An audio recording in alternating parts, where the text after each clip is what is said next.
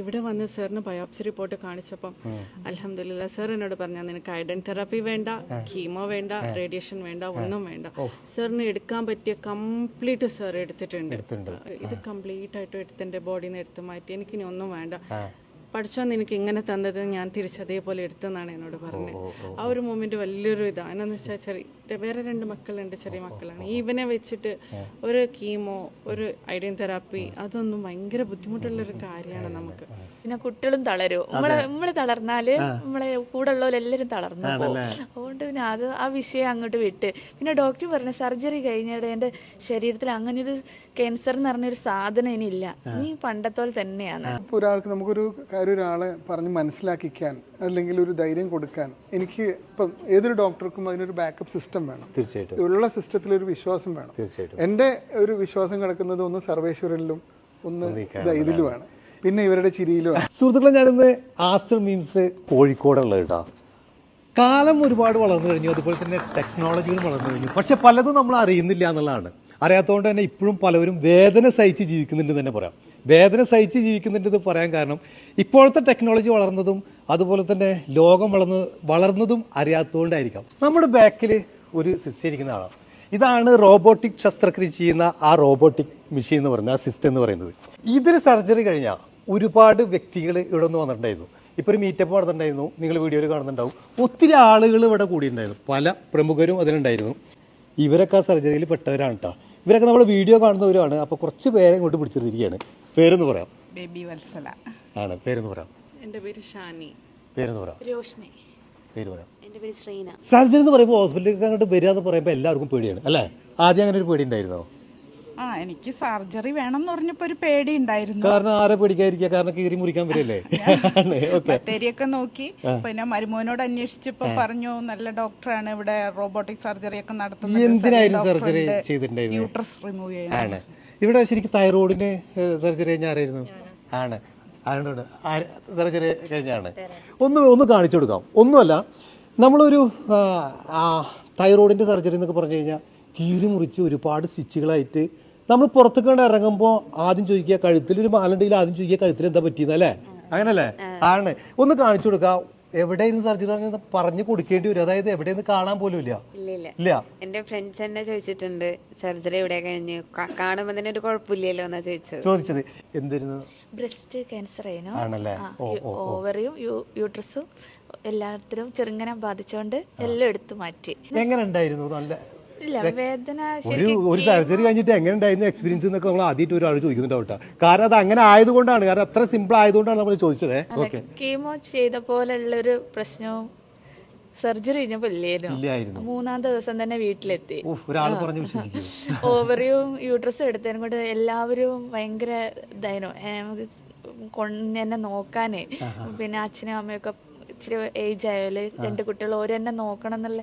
പക്ഷെ ഞാൻ തന്നെ തനിയെ എണീറ്റ് നടന്ന് 3-4-ാമത്തെ ദിവസവും തൊട്ട് ഞാൻ തന്നെയാണ് എല്ലാം എൻ്റെ ഒക്കെ ഞാൻ തന്നെ ചെയ്യും. കുളിക്കണം എന്ന് പറഞ്ഞ് കുളിക്കാനും ബാത്റൂമിലും ഒക്കെ സപ്പോർട്ട് ഉണ്ടെങ്കിലും ഞാൻ ആരെയും ബുദ്ധിമുട്ടിക്കാനും, പിന്നെ ഈ ശരിക്കും റോബോട്ടിക് സർജറി ആയതിനെ കൊണ്ടായിരിക്കും എനിക്ക് ആരെയും ഒന്നും ബുദ്ധിമുട്ടിക്കേണ്ടി വന്നില്ല. പിന്നെ ഒരു വേദന, പിന്നെ ഒരു പ്രശ്നമില്ല ഇപ്പോഴും. ഞാനെല്ലാം ആരെങ്കിലും ഇതുപോലെ തന്നെ ഒരു സർജറി ഒക്കെ കഴിഞ്ഞ വ്യക്തിയാന്ന് പറഞ്ഞ് കാണാൻ വരുമ്പോ ഇവരുടെ സർജറി എന്ന് ചോദിക്കണ്ടാവില്ലേ? ഇപ്പൊ എനിക്ക് നല്ല മുടിയൊക്കെ ഉള്ളേനോ, അപ്പൊ കീമോ ഒക്കെ ചെയ്തപ്പം പോയി ഇപ്പൊ ഞാൻ തന്നെ എന്നെ മോട്ടിവേഷൻ ചെയ്യാൻ വേണ്ടിട്ടാണ് തൊപ്പിയൊന്നും ഇടാണ്ട് നടക്കുക. മറ്റുള്ളവർക്ക് ഇനി എന്തെങ്കിലും ബുദ്ധിമുട്ടാകെങ്കിൽ ഞാൻ തൊപ്പിയെടുത്ത് കായ് പിടിച്ചു, അപ്പൊ എടുത്തിടാം. ഇത് കാണുന്നവർക്ക് തന്നെ ഒരു പ്രചോദനം കേൾക്കുമ്പോ അല്ലെ? അല്ല, ഇതുപോലുള്ള അവസ്ഥകളൊക്കെ ഉള്ളപ്പോ നമ്മൾ തളർന്നിട്ടൊരു കാര്യമൊന്നുമില്ല അല്ലെ? അത്രേ ഉള്ളൂ. പിന്നെ കുട്ടികളും തളരും. നമ്മള് തളർന്നാല് നമ്മളെ കൂടെ ഉള്ളവരെല്ലാരും തളർന്നു പോകും. അതുകൊണ്ട് പിന്നെ അത് ആ വിഷയം അങ്ങോട്ട് വിട്ട്. പിന്നെ ഡോക്ടർ പറഞ്ഞ സർജറി കഴിഞ്ഞിടെ എന്റെ ശരീരത്തിൽ അങ്ങനെ ഒരു ക്യാൻസർ എന്ന് പറഞ്ഞൊരു സാധനം ഇനിയില്ല, നീ പണ്ടത്തോൽ തന്നെയാണ്. അത് തന്നെ. ഇനി ടെൻഷൻ അടിച്ചിട്ട് ഇനി ഒരു വേറെ സുഖേട് വരണ്ട വിചാരിച്ചിട്ടാ ഞാൻ എല്ലാം അങ്ങോട്ട് മാറ്റി വെച്ച് ഞാൻ എനർജി ബാക്കിയുള്ളവർക്കും കേൾക്കുമ്പോ തന്നെ ഒരു പ്രചോദനം. വളരെ സന്തോഷം. അപ്പൊ അങ്ങനെയാണ്, ഹാപ്പി ആയിട്ട് പോണു അല്ല? ഇനിയിപ്പോ ആരെങ്കിലും ഇതുപോലെ സർജറി ഒക്കെ ആവശ്യം വരികയാണെങ്കിൽ സാധാരണ അവർക്ക് ഇരുമുറിച്ചുള്ള സർജറി അല്ലെങ്കിൽ ഈ റോബോട്ടിക് സർജറി ആണോ നല്ലതെന്ന് വെച്ചാൽ എന്താണ് ശരിക്കും റോബോട്ടിക് സർജറി തന്നെ. അതെന്താണ് പറയാൻ കാരണം? വെച്ചിട്ടുണ്ടെങ്കിൽ നിങ്ങൾ അനുഭവത്തിലാണ്. എനിക്ക് തൈറോയിഡ് ചെയ്യേണ്ട വന്നു. അപ്പം പാപ്പുലറി കാസിനോമ ആയിരുന്നു FNAC ചെയ്തപ്പോൾ നേരിട്ട് സലീം സാറിൻ്റെ അടുത്ത് വന്നു. സാറ് അങ്ങനെ ഞങ്ങൾ സംസാരിച്ചു, നിങ്ങൾക്ക് ഏതാണ് വേണ്ടത് ഓപ്ഷനും തന്നു. ഓപ്പൺ ചെയ്യണമെങ്കിൽ ഓപ്പൺ ചെയ്യാം, റോബോട്ടിക് ആണെങ്കിൽ ഒന്നും കൂടി നമ്മുടെ കണ്ണിൽ കാണാത്തതിനേക്കാളും ഒന്നും കൂടി നമുക്ക് ഡീറ്റെയിൽ ആയിട്ട് കണ്ടിട്ട് എടുക്കാം എന്ന് പറഞ്ഞു. അങ്ങനെ ഞങ്ങൾ കൺവിൻസ്ഡായി സാറിൻ്റെ സംസാരത്തിൽ. സർജറി ചെയ്തു, സക്സസ് ആയി. ബയോപ്സി റിപ്പോർട്ട് വാങ്ങാൻ വരുമ്പോൾ നല്ല ടെൻഷൻ ഉണ്ടായിരുന്നു. ഇനി അങ്ങോട്ട് എന്തായാലും ഓപ്പൺ ആയിട്ട് തൈറോയിഡക്ടമി ചെയ്തവർക്ക് എന്തായാലും ഐഡിൻ തെറാപ്പി മസ്റ്റാണ്, അങ്ങനെ ഞാൻ കേട്ടിട്ടുള്ളത്. അപ്പം ഇവിടെ വന്ന് സാറിന് ബയോപ്സി റിപ്പോർട്ട് കാണിച്ചപ്പം അൽഹംദുലില്ലാ സാർ എന്നോട് പറഞ്ഞാൽ നിനക്ക് ഐഡൻ തെറാപ്പി വേണ്ട, കീമോ വേണ്ട, റേഡിയേഷൻ വേണ്ട, ഒന്നും വേണ്ട. സാറിന് എടുക്കാൻ പറ്റിയ കംപ്ലീറ്റ് സാർ എടുത്തിട്ടുണ്ട്. ശരിക്കും സാധാരണ കണ്ണിൽ കാണൂ, നമ്മൾ കണ്ണിൽ കാണുന്നതല്ലേ എടുക്കുന്നത്. സാർ അത്ര ഡീറ്റെയിൽ ആയിട്ട് പറഞ്ഞു തന്നിട്ട് ഇത് കംപ്ലീറ്റ് ആയിട്ട് എടുത്ത് എൻ്റെ ബോഡിയിൽ നിന്ന് എടുത്ത് മാറ്റി, എനിക്കിനി ഒന്നും വേണ്ട, പഠിച്ചോന്ന് എനിക്ക് ഇങ്ങനെ തന്നത് ഞാൻ തിരിച്ചതേപോലെ എടുത്തെന്നാണ് എന്നോട് പറഞ്ഞത്. ആ ഒരു മൊമെന്റ് വലിയൊരു ഇതാണ്. എന്നാന്ന് വെച്ചാൽ വേറെ 2 മക്കളുണ്ട്, ചെറിയ മക്കളാണ്. ഇവനെ വെച്ചിട്ട് ഒരു കീമോ, ഒരു ഐഡിൻ തെറാപ്പി, അതൊന്നും ഭയങ്കര ബുദ്ധിമുട്ടുള്ളൊരു കാര്യമാണ് നമുക്ക്. എന്തായാലും ഇങ്ങനെ ഒരു റോബോട്ടിക് ഇതുള്ള കാരണം നമ്മളെ ഈ രൂപത്തിൽ നിൽക്കുന്നതും നമ്മളെ സാറ് വിളിച്ചു പോകുന്നത് ഇങ്ങനെ ഒരു മീറ്റപ്പ് ഉണ്ടെന്ന് പറഞ്ഞപ്പോൾ പലവരും ചിലപ്പോൾ വന്നു വരില്ല. അങ്ങനെ വരാൻ കാരണം മറ്റുള്ളവർക്ക് ഒരു പ്രചോദനം ആവണം, അറിയണം എന്ന് വിചാരിച്ചിട്ട് തന്നെയാണോ? ആണ്, ഉറപ്പായിട്ടും. അതെ, സലീം സാറ് വിളിച്ചെന്ന് കേട്ടപ്പോൾ തന്നെ വേഗം പോകുന്നത്. എന്തായാലും സലീം സാറൊന്ന് കാണണം അല്ലേ? സലീം സാറിനെ ഫസ്റ്റ് ഞാൻ കാണിക്കാൻ വന്നപ്പം ജസ്റ്റ് ചെക്ക് ചെയ്ത് വിട്ടു. അത് കഴിഞ്ഞ് നെക്സ്റ്റ് വീക്ക് വരാൻ പറഞ്ഞു. അന്ന് വന്നപ്പോൾ സാർ ഫസ്റ്റ് ചോദിച്ചു ഇപ്പോഴും റെസ്റ്റിലാണോ എന്ന് എന്നോട് ചോദിച്ചു. ഞാൻ പറഞ്ഞല്ലോ റെസ്റ്റിലൊന്നും അല്ല. അങ്ങനെ സംഭവം മുന്നേ എനിക്കുള്ളത് തന്നെ ഞാൻ ഓർക്കുന്നില്ല എന്ന് പറഞ്ഞില്ലേ? സാർ എന്നോട് ചോദിച്ചത് ഇനി സർജറി ചെയ്തവര് സാധാരണ കിടക്കലല്ലേ, അത് കഴിഞ്ഞ് ഞാൻ കിടക്കാണോ വിചാരിച്ചിട്ടായിരിക്കും. സാർ നമസ്കാരമുണ്ട്. സാറ് ഞാൻ ഇവിടെ മീറ്റപ്പ് കഴിഞ്ഞപ്പോൾ സാറിന് അത് കാണണം പറഞ്ഞ് സാറിനെ പിടിച്ച് നിർത്തിയാണ്. കാരണം എന്താ പറയുക, ഒരുപാട് ഡോക്ടർമാരെ നമ്മൾ കണ്ടിട്ടുണ്ട്, ഡോക്ടേഴ്സിനെ കണ്ടിട്ടുണ്ട്. നമ്മളൊരു കോടതിയിലേക്കൊക്കെ പോകുന്നവർ ചിലപ്പോൾ നമ്മളൊരു ഡോക്ടറെ അടുത്തേക്ക് പോകും, നമ്മൾ എന്ത് പറയലും ഭയന്നിട്ടൊക്കെ. പക്ഷേ ഈ ഡോക്ടർ ഞാൻ ആ സംസാരം അല്ലെങ്കിൽ മറ്റുള്ളവർ പെരുമാറുന്നു കണ്ടപ്പോൾ സത്യം പറഞ്ഞാൽ ഒരു എന്താണെന്ന് പറയാ, എങ്ങനെയാ പറഞ്ഞത് എനിക്കറിയില്ല. വളരെ സന്തോഷം ഡോക്ടർ. ഞാനേ ഇങ്ങനൊരു ശരിക്കൊരു വീഡിയോ ആയിട്ട് വരാൻ തന്നെ കാരണം, ഒരു സർജറി എന്നൊക്കെ പറയുമ്പോൾ പലർക്കും ഭയമാണ് ആണല്ലോ ഡോക്ടറെ. ഒരുപാട് പേര് വരുമ്പോൾ ഇങ്ങനെ സർജറി എന്ന് പറയുമ്പോൾ തന്നെ അവർ ഏത് രൂപത്തിലാണ് അവരുടെ ഫേസ് പോകാന്നുള്ളത് ഡോക്ടർ കണ്ടുകൊണ്ടിരിക്കുകയാണ്. പക്ഷേ ഇവരൊക്കെ ഒരു സർജറി കഴിഞ്ഞിട്ട് പോയതാണെന്നും അല്ലെങ്കിൽ സർജറി കഴിഞ്ഞ വ്യക്തിയാണെന്ന് കണ്ടാലും പറയില്ല. അതുപോലെ തന്നെ അവർ 4 ദിവസം കഴിഞ്ഞപ്പോൾ അതുപോലെ തന്നെ ഓടിച്ചാടി നടക്കാൻ തുടങ്ങിയെന്ന് പറയുന്നത്. അപ്പോൾ ഇതിൻ്റെ ഒരു കഴിവാണ് അല്ലെങ്കിൽ പുതിയൊരു ടെക്നോളജിയാണെന്ന് അറിയാം. എന്താണ് ഈ റോബോട്ടിക് സർജറി എന്ന് പറഞ്ഞാൽ? അതും തന്നെ ഇതൊക്കെ എന്നിൽ അല്ലെങ്കിൽ ഈ സ്ഥാപനത്തിലും എന്നിലും ഈ സ്ഥാപനത്തിലൂടെ എന്നിൽ വിശ്വാസം അർപ്പിച്ച, ടെക്നോളജിയിൽ വിശ്വാസം അർപ്പിച്ച എൻ്റെ പ്രിയപ്പെട്ട ഒരുപാട് പേഷ്യൻസിലെ വളരെ പ്രിയപ്പെട്ട ആൾക്കാരാണ് ഇവരൊക്കെ. ഞാൻ ഇന്ന് രാവിലെയും ഒക്കെ ഒന്ന് വരാമോ എന്ന് ചോദിച്ചപ്പോൾ ഓടി കുഞ്ഞിനെയും കയ്യിലെടുത്ത് ഓടി വന്നവരാണ്. അത്രയും നമ്മുടെ ഹൃദയത്തിൽ സ്ഥാനമുള്ള ഒരു പറ്റും പേഷ്യൻസിൽ ഉള്ളവരാണ്. അപ്പം ഇവരുടെ ഈ പുഞ്ചിരിയും അല്ലെങ്കിൽ ഇവരുടെ ഒരു ഇത് തരുന്നൊരു ധൈര്യമാണ് ഏതൊരു സർജൻ അല്ലെങ്കിൽ ഏതൊരു ഡോക്ടർക്കും കിട്ടുന്നൊരു പ്രചോദനം. അല്ലാതെ വലിയ വലിയ അംഗീകാരങ്ങളോ അവാർഡുകളോ അതിനേക്കാളൊക്കെ ഉപരിയായിട്ട് ഞാൻ മനസ്സിലാക്കുന്നത് ഇവരുടെ ഒരു നല്ല 2 വാക്കുകളോ അല്ലെങ്കിൽ ഇവരുടെ നിറഞ്ഞൊരു ചിരിയാണ്. ഇപ്പം നമ്മൾക്കിപ്പോൾ എൻ്റെ അടുത്ത് ഒരു ക്യാൻസർ സർജൻ എന്നുള്ള നിലയിൽ ആരിപ്പോൾ നമ്മുടെ അടുത്ത് വന്നാലും അതിനൊരു പേടി ഉണ്ടാവും, അല്ലെങ്കിൽ അതിൻ്റെ ഒരു ബുദ്ധിമുട്ടിലാണ് അവർ ഉണ്ടാവുക. കാരണം അത് അസുഖം അതിൽ അതുപോലെ അത് മാറുമോ ഇല്ലേ എന്നുള്ളതൊക്കെ. പക്ഷേ അത് നമുക്ക് പരിപൂർണമായിട്ടും മാറ്റാനുള്ള സംവിധാനം, വളരെ നൂതനമായിട്ടുള്ള സംവിധാനം, ലക്ഷക്കണക്കിന് രൂപ ചിലവാക്കിയിട്ട് അമേരിക്കയിലൊക്കെ പോയിട്ട് ചെയ്യുന്ന അതേ സംവിധാനം അതേ ക്ലാരിറ്റിയിൽ നമുക്ക് ഇവിടെ അതിൻ്റെ 5-1 6-1 എമൗണ്ടിൽ നമുക്ക് ചെയ്തു കൊടുക്കാൻ പറ്റുക. ഇത്രയും കാര്യങ്ങളൊക്കെ വരുമ്പോൾ പരിചയപ്പെടുമ്പോൾ എനിക്ക് ആദ്യം മനസ്സിലാക്കാൻ കഴിഞ്ഞത് ഒരു രോഗി ഇവിടെ വരുമ്പോൾ അവർക്ക് ആദ്യം ആ ഒരു ധൈര്യം കൂടെ കൊടുത്ത് അവരൊരു പോസിറ്റീവ് എനർജിയിൽ നിർത്തുന്നു എന്നുള്ളതാണ്. അത് നിർത്തിക്കാൻ തന്നെ കാരണം അതിനുള്ള ടെക്നോളജി ഇവിടെ ഉണ്ട് എന്ന് മനസ്സിലാക്കി അവരോട് പൂർണ്ണമായി പറഞ്ഞ് മനസ്സിലാക്കുമ്പോഴാണ് അവർക്ക് ഒരു എനർജി വരുന്നത്.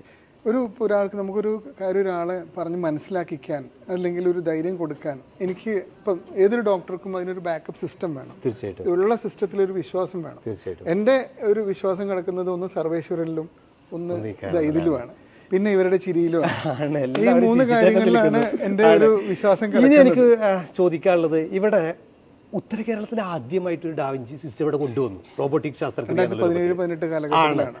അപ്പോൾ ഉത്തരേന്ത്യയിൽ ആദ്യമായിട്ട് ഇവിടെ തന്നെ ആയിരുന്നു. അതുപോലത്തെ ഒരു ടെക്നോളജി അല്ല ഇതിൽ നിന്ന് ഡോക്ടറിനോട് പറഞ്ഞിരുന്നു. കാരണം ഇത് പുതിയ സിസ്റ്റം എന്ന് പറഞ്ഞു. എന്താണ് പുതുതായിട്ട്, അതായത് ഇതിലല്ലല്ലോ ഇവരുടെ സർജറി ഒന്നും കഴിഞ്ഞിട്ടുള്ളത്.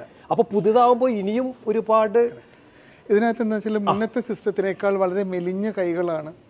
അപ്പം ആംസ് എന്ന് പറയും, റോബോട്ടിക് ആംസ്. അപ്പം നമുക്ക് വളരെ സുഷിരം വളരെ ചെറുതാണ് മുന്നത്തേനേക്കാളും. ക്ലാരിറ്റി, ഇതിന്റെ വിഷൻ മറ്റേതിനേക്കാളും ഒരുപാട് 10 മടങ്ങ്. അതായത് ഇപ്പം ഒരു 10 കൊല്ലം മുന്നത്തെ ഒരു വിഷൻ നമ്മുടെ മൊബൈലിൽ 10 വർഷം മുന്നത്തെ ഒരു ക്ലാരിറ്റി അല്ലല്ലോ ഇപ്പോഴത്തെ മൊബൈൽ എന്നതുപോലെ അതിലുള്ള ക്ലാരിറ്റി വളരെ വ്യത്യസ്തമാണ്. ഇതിലുള്ള ആംസ്, അതുപോലെ ഇതിന്റെ ചലനങ്ങൾ, ഇതിന്റെ movement of degree of movement, അതായത് ഈ ആംസിന്റെ ഡിഗ്രി ഓഫ് മൂവ്മെന്റ് മറ്റ് ഇതിന്റെ തൊട്ട് മുന്നത്തെ ജനറേഷനേക്കാളും നല്ലതാണ്. അതിപ്പോ ഏതൊരു സിസ്റ്റം അപ്ഡേഷൻ വരുമ്പോഴും, മൊബൈലിലായിക്കോട്ടെ കമ്പ്യൂട്ടറിലായിക്കോട്ടെ, ഒരു സിസ്റ്റം അതിന്റെ പോരായ്മകളെ പരിഹരിച്ചിട്ടാണല്ലോ ഒരു അപ്ഡേഷൻ വരുന്നത്. തീർച്ചയായിട്ടും. അപ്പൊ ഒരു അപ്ഡേഷൻ എന്ന് പറയുമ്പോൾ അതിന്റെ പോരായ്മകൾ എന്തൊക്കെയാണോ അതിനെല്ലാം എല്ലാം മാറ്റിയിട്ടുള്ളതാണ്. സാധാരണക്കാർക്ക് മനസ്സിലാവാൻ വേണ്ടിയിട്ട് പറയാണ്, ഈ ഒരു റോബോട്ടിക് ശസ്ത്രക്രിയ എന്നൊക്കെ പറയുമ്പോൾ മറ്റുള്ളവർ വിചാരിക്കുക അങ്ങോട്ട് വെച്ചു കൊടുത്ത് അത് കംപ്ലീറ്റ് റോബോട്ട് ചെയ്തു. അങ്ങനെ എല്ലാം ഇരിക്കണം, എന്നാലും പൂർണ്ണമായിട്ട് മനസ്സിലാവുന്ന രൂപത്തിൽ എങ്ങനെയാണ് അതിന്റെ ആ ഒരു സർജറി നടക്കുന്നതെന്ന് പറയാൻ പറ്റുമോ? ഇപ്പൊ എങ്ങനെയാന്ന് വെച്ചാൽ നമ്മളിപ്പോ പേഷ്യന്റിനെ നമ്മൾ മാക്കിയിട്ട് അനസ്തീഷ്യയിൽ ബെഡിൽ കിടത്തും. ഇതാണ് പേഷ്യന്റ് കാർട്ട് എന്ന് പറയും. ഇതാണ് ഓപ്പറേഷൻ ചെയ്യുന്നത്. പക്ഷേ ഡോക്ടർ ഡയറക്ട്ലി അല്ല, ഡോക്ടറിന്റെ കൈകൾ, അതായത് സർജന്റെ കൈകൾ സർജൻ കൺസോളിൽ ഇരുന്ന് കൺസോളിൽ, അതായത് ആ തിയേറ്ററിന്റെ ഒരു മൂലയ്ക്ക് ഇരുന്നിട്ട്, പേഷ്യന്റ് അടുത്തല്ല, കുറച്ച് വിട്ടിട്ട് ഈ കൺസോളിൽ ഇരുന്നിട്ട് ഈ ഇതിൽ നോക്കിയിട്ടാണ് സർജറി ചെയ്യുന്നത്. അപ്പൊ നമ്മൾ ഇതിലേക്ക് നോക്കുന്നതോടുകൂടി ഇവിടെ സെൻസർ ഓൺ ആവും. അതിന്റെ ആംസ് നമ്മളുടെ കമാൻഡിനനുസരിച്ചിട്ടുള്ള, സർജന്റെ കമാൻഡിനനുസരിച്ചിട്ടുള്ള രീതിയിൽ അത് മൂവ് ചെയ്യും. നമുക്ക് കട്ട് ചെയ്യണോ, കരിക്കണോ, ഫ്ലിപ്പ് ചെയ്യണോ, അല്ലെങ്കിൽ റിട്രാക്ട് ചെയ്യണോ എന്നുള്ളതൊക്കെ നമുക്കത് ചെയ്യാൻ പറ്റും. ഒരു സർജൻ 3 കൈകൾ കൊണ്ടും ഒരു ക്യാമറയും കൊണ്ട് ഓപ്പറേറ്റ് ചെയ്താൽ എങ്ങനെയാണോ അതേ രൂപത്തിലാണ്. അതായത് 3 കൈ കൊണ്ട് സർജറി ചെയ്യുന്ന രൂപത്തിലേക്കാണ് ഇതിനെ കൺട്രോൾ ചെയ്യാൻ കഴിയുന്നത്. അപ്പൊ അതുകൊണ്ട് തന്നെ ചെറിയ സുഷിരങ്ങൾ വളരെ എന്താ പറയാ ഒരു 10 മടങ്ങ് വലുതായിട്ട് നമുക്ക് കാണാൻ സാധിക്കും ഓരോ ഓർഗനെയും. ക്ലാരിറ്റി 3D ആയിട്ടാണ് കാണുന്നത്. അപ്പൊ ക്ലിയർ ആയിട്ട് കാണാൻ പറ്റും. ഡെലിക്കേറ്റ് ആയിട്ടുള്ള നേർത്ത സ്ട്രക്ചേഴ്സ് പോലും വളരെ ഭംഗിയിൽ കാണാൻ പറ്റും. ഉദാഹരണത്തിന് ഇപ്പൊ തൈറോയ്ഡ് സർജറി, കഴുത്തിൽ ഒട്ടും മുറിവില്ലാതെ നമുക്ക് ഇപ്പൊ എന്റെ കൂടെയുള്ള ഇവരൊക്കെ എന്റെ വളരെ പ്രിയപ്പെട്ടവർ പറഞ്ഞ് നിങ്ങൾ കേട്ട് കാണും. അതൊക്കെ നമുക്ക് എങ്ങനെ വെച്ചാൽ അവരുടെ സ്വരം ഒക്കെ 3 ആഴ്ച 4 ആഴ്ച മുന്നേ ഓപ്പറേഷൻ കഴിഞ്ഞവരാണ് ഇവരൊക്കെ. ഇവരൊക്കെ 1.5 മാസത്തിനുള്ളിൽ കഴിഞ്ഞവരാണ്. 2 മാസമായിട്ടുള്ളൂ. 2 മാസമായിട്ടുള്ളൂ. ഒരു 1.5 മാസം.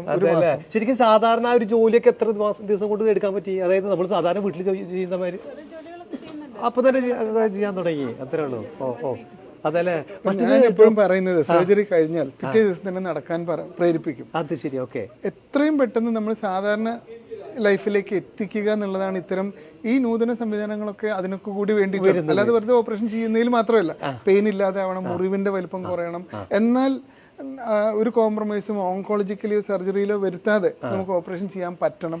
അവര് ഏർലി ആയിട്ട് വീട്ടിലേക്ക് പോകണം. ജോലി ചെയ്യുന്നവരാണെങ്കിൽ ഏർലി ആയിട്ട് ജോലിയിൽ പ്രവേശിക്കണം. വളരെ ചെറിയ സുഷിരങ്ങളിലൂടെ വേദനയില്ലാതെ, അധികം രക്തസ്രാവം ഇല്ലാതെ നമുക്ക് സർജറി ചെയ്യാൻ ഈ നൂതന ടെക്നോളജി കൊണ്ട് സാധിക്കും. ഡോക്ടർ നമസ്കാരം. പേരെന്ന് പറയാം? സൂർദാസ്. ഇതിന്റെ സർജറി സാറായിരുന്നു ചെയ്തിട്ടുണ്ടായിരുന്നു അല്ലേ? അപ്പോൾ ജസ്റ്റ് ചോദിക്കാൻ, എന്തായിരുന്നു ശരിക്കും സർജറി? പ്രോസ്റ്റേറ്റിന്റെ സർജറി ആയിരുന്നു. ശരിക്കും ഞാൻ മറ്റുള്ളവർക്ക് അറിയാൻ വേണ്ടി ചോദിക്കുകയാണ്, ഈ രൂപത്തിലുള്ള സർജറി ഒക്കെ കഴിഞ്ഞ് കഴിഞ്ഞാൽ ശരിക്കും ഒരു യൂറിൻ ലീക്കാവുന്ന ഒരു ഇതൊക്കെ ഉണ്ട് ഓപ്പൺ സർജറി ആകുമ്പോൾ. നമ്മൾ കേട്ടിട്ടില്ലേ, അങ്ങനെ വരാറില്ലേ? ഒരു വർഷത്തോളമൊക്കെ നമ്മൾ ഈ പേടിച്ചടക്കേണ്ട ഒരു അവസ്ഥ സർജറിക്കാണ് ആ മെയിൻ പ്രശ്നം ഉള്ളത്. അത് ഓപ്പൺ സർജറി അങ്ങനെ കേട്ടിട്ടുണ്ട്. അങ്ങനെ എനിക്കില്ല, സാധാരണ പോലെ തന്നെ ഒരു വർഷത്തോളൊക്കെ നടക്കുന്ന അത് ഓപ്പൺ സർജറി അങ്ങനെ വരാൻ സാധ്യതയുണ്ടല്ലേ? അതെ അതെ അതെ അതെ. അതുപോലെ തന്നെ ഉദാഹരണക്കുറവ് അങ്ങനെയൊക്കെ ബാധിക്കാം. ഇപ്പൊ എത്ര മാസമായിട്ടുണ്ട്? ഇപ്പൊ ഒരു വർഷമായി. വളരെ സന്തോഷം. അപ്പൊ ഡോക്ടർ, നമ്മൾ പല ശസ്ത്രക്രിയ ഇതിൽ കൂടെ നടന്നു എന്ന് പറഞ്ഞു. ശരിക്കും ഏകദേശം എത്ര ശസ്ത്രക്രിയ കഴിഞ്ഞിട്ടുണ്ട് ഇതിൽ? ശരിക്കും ഈ ഒരു റോബോട്ടിക് ശസ്ത്രക്രിയ മോർ ദാൻ 500 നമ്പേഴ്സ് ക്രോസ് ചെയ്തിട്ടുണ്ട്. പക്ഷേ പല ഡിപ്പാർട്ട്മെന്റ്സും ഉണ്ട് ഈ റോബോട്ടിക് സർജറി ചെയ്യുന്നത്. Urology, surgical oncology, gastro surgery, head and neck surgery, പിന്നെ ഗൈനക്കോളജി, അങ്ങനെ. പക്ഷെ മെയിൻ കോൺട്രിബ്യൂഷൻ വരിക യൂറോളജിയാണ്. പിന്നെ ഇപ്പോൾ ലേറ്റസ്റ്റ് ആയിട്ട് മെയിൻലി വരുന്നത് റീനൽ ട്രാൻസ്പ്ലാന്റേഷൻ. ട്രാൻസ്പ്ലാന്റേഷൻ എന്ന് പറയുമ്പോൾ ബേസിക്കലി 2 സർജറി ഉണ്ട്. അതായത് ഒരു ഡോണർ, കിഡ്നി കൊടുക്കുന്ന ആള്, ഒരു റെസിപ്പിയൻറ്റ്, കിഡ്നി റിസീവ് ചെയ്യുന്ന ആൾ. അപ്പോൾ ഡോണർക്ക് നമ്മൾ ഓൾറെഡി 3D ലാപ്രോസ്കോപ്പിയിലാണ് സർജറി ചെയ്യുന്നത്. അതിലിപ്പോൾ റോബോട്ട് ചെയ്തുകൊണ്ട് യാതൊരു അഡ്വാൻറ്റേജും ഇല്ല. പക്ഷേ റെസിപ്പിയൻറ്റിന് അങ്ങനെയല്ല, ഒരു 25 to 30 സെൻറ്റിമീറ്റർ ലോങ് ആയിട്ടുള്ള മുറിവാണ് ഉണ്ടാവും. അപ്പോൾ അവരെ റിക്കവറി സ്ലോ ആയിരിക്കും, ഓപ്പറേഷൻ കഴിഞ്ഞിട്ട് പെയിൻ കൂടുതലായിരിക്കും. പക്ഷെ അത് റോബോട്ടിക് സർജറി ചെയ്യുകയാണെങ്കിൽ കീഹോളായി ഒരു 6 സെൻറ്റിമീറ്റർ അടിവയറ്റിൽ മാത്രമായിട്ടാണ് ഒരു മുറിവുള്ളത്. ഒരു 3-4 ദിവസം മുമ്പ് തന്നെ അവർ ഡിസ്ചാർജ് ആവും. ഏറ്റവും രസം അതല്ല, നമ്മൾ നെക്സ്റ്റ് ഡേ ഓപ്പറേഷൻ കഴിഞ്ഞിട്ട് റൗണ്ട്സിന് പോകുമ്പോൾ അവർ ബെഡിൽ ഇരിക്കുന്നുണ്ടാവും, നമ്മളെ ഒരു വെൽക്കം സ്മൈലുമായിട്ടാണ് കാണുമ്പോൾ തന്നെ അത് കാണുമ്പോൾ തന്നെ ഒരു ഭയങ്കര സന്തോഷമാണ്. കാരണം മറ്റേ ഓപ്പൺ സർജറി ആണെങ്കിൽ ഒരുപാട് റെസ്റ്റ് എടുക്കേണ്ടി വരില്ലേ, അതെ അതെ വേദനയും കുറെ സഹിക്കേണ്ടി വരും. അതെ അതെ. പിന്നെ അവർ പുറത്തു പോകാൻ ഒരു ഷർട്ട് ഊരേണ്ട ഒക്കെ ഒരു അവസ്ഥ വരുമ്പോൾ അവർക്കൊരു കോംപ്ലക്സ് വരാൻ സാധ്യതയുണ്ട്. അപ്പോൾ നമ്മുടെ ഒരു റോബോട്ടിക് സിസ്റ്റത്തിന്റെ പേര് ശരിക്ക് ഡാവിഞ്ചി എക്സൈ എന്നാണ്. അമേരിക്കൻ നിർമ്മിതമായിട്ടുള്ള ഇൻറ്റ്യൂറ്റീവ് എന്ന് പറഞ്ഞിട്ടുള്ള കമ്പനീൻ്റെ ഡാവിഞ്ചി എക്സൈ സിസ്റ്റം ഇന്ന് വേൾഡിൽ അവൈലബിൾ ആയിട്ടുള്ള ഏറ്റവും നല്ല റോബോട്ടിക് സിസ്റ്റമാണ് എക്സൈ. അപ്പോൾ ഇനി മുതലുള്ള ആ ഒരു ശസ്ത്രക്രിയ എന്ന് പറയുന്നത് ഇതിൽ തന്നെയാണ്. അപ്പോൾ എന്തായാലും വളരെ സന്തോഷം, എല്ലാവിധ ആശംസകളും. കാരണം വേദനയില്ലാതെ ഒരുപാട് ആളുകൾക്ക് ഇതിലൂടെ ആ ഒരു സർജറിയിലൂടെ വീണ്ടും പൂർവ്വസ്ഥിതിയിലേക്ക് എത്തിക്കാൻ കഴിയുന്നതിൽ വളരെ സന്തോഷം. അപ്പോൾ എന്തായാലും സുഹൃത്തുക്കളെ, നമ്മുടെ ഈ ഒരു വീഡിയോ ഇവിടെ അവസാനിക്കുകയാണ്. മറ്റൊരു വീഡിയോയുമായിട്ട്